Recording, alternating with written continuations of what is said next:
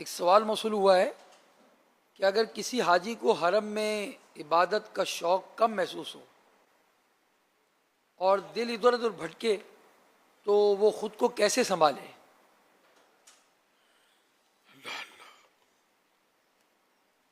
اب جہاں مال ہوتا ہے وہاں چور تو آتا ہے. شیطان تو حرمین طیبین میں داخلے سے اس کو رکاوٹ تو نہیں ہے, تو وسوسے تو ڈالے گا کیونکہ وہ ثواب بہت زیادہ ہے. تو ایسے میں یہ کہ ہم لوگ ہیں اصل گناہوں کے مریض, روحانی مریض. تو مریض کو غذا اچھی نہیں لگتی, لیکن کھلایا جاتا ہے کہ کھاؤ کھاؤ کھاؤ تاکہ طاقت آئے اور مرض کا مقابلہ کر سکے. تو اب یہ کہ دل نہیں لگتا, گھبراہٹ ہوتی ہے, اکتاہٹ ہوتی ہے, تب بھی بالجبر اپنے نفس کو آمادہ کرے عبادت پر. اس میں بھی کافی ثواب ملے گا. افضل الاعمال احمدها, کہ افضل ترین عمل ہو جس میں سے احمد زیادہ ہو, کہ جس کا دل لگتا ہے, لذت آتی ہے, وہ تو عبادت کر ہی رہا ہے, مزہ آتا ہے اس کو. اب جس کو مزہ نہیں آتا, دل نہیں لگتا, مگر اللہ تعالی کی محبت میں وہ اپنے آپ کو بالجبر عبادت پر آمادہ کرتا ہے اور وہ عبادت کرتا ہے. تلاوت میں دل نہیں لگ رہا, تلاوت کر رہا ہے. درود شریف پڑھنے کو جی نہیں چاہ رہا, پڑھ رہا ہے. نوافل کو جی نہیں چاہ رہا, پڑھ رہا ہے.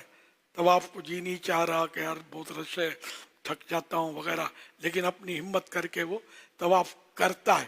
تو جہاں مطلب ایسی تھکن یا ایسی تکلیف نہ ہو کہ جو شریعت سے اس کو روکا جائے کہ تم نہیں, یہ نہیں کرو. جیسے کہ اب نعت خوان ہے, نعت پڑھنا عبادت ہے. اب وہ اونچی بولتا ہے تو مزہ تو اس کو بھی آتا ہے, سننے والوں کو بھی آتا ہے, سمجھے.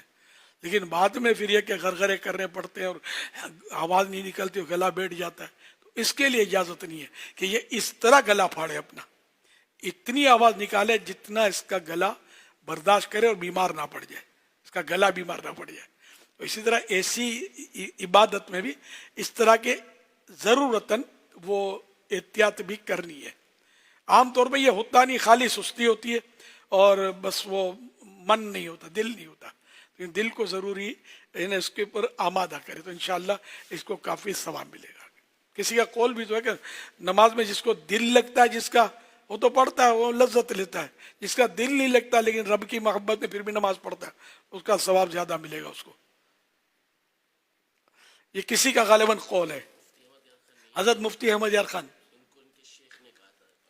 پڑھتے تو ہو, یہ الفاظ بھی صحیح ہے کہ میں پڑھتا ہوں, نماز دل نہیں لگتا. اپنے پیر و مرشد حضرت شاہ علی حسین اشرفی رحمۃ اللہ علیہ غالباً یہ تھے ان کے پیر و مرشد, ہم شکل غوث اعظم تھے یہ, ان کا میں نے نام لیا پیر صاحب کا, شاید یہی پیر و مرشد تھے. ان سے فریاد کی کہ میرا دل نہیں لگتا نماز میں. تو انہوں نے فرمایا کہ پڑھتے تو ہو, پڑھتے تو ہو نا, چھوڑ تو نہیں دیتے. نہیں حضور پڑھتا تو ہوں. تو پھر انہوں نے فرمایا کہ جس کا دل لگتا ہے وہ تو پڑھتے ہیں, دل لگتا ہے اس لیے. جس کا دل نہیں لگتا پھر بھی پڑھتا اللہ کے لیے, تو اس کو ثواب زیادہ ملے گا. اس مفہوم کا ان کا مطلب ارشاد ہے نا. صلو علی الحبیب صلی اللہ علی محمد.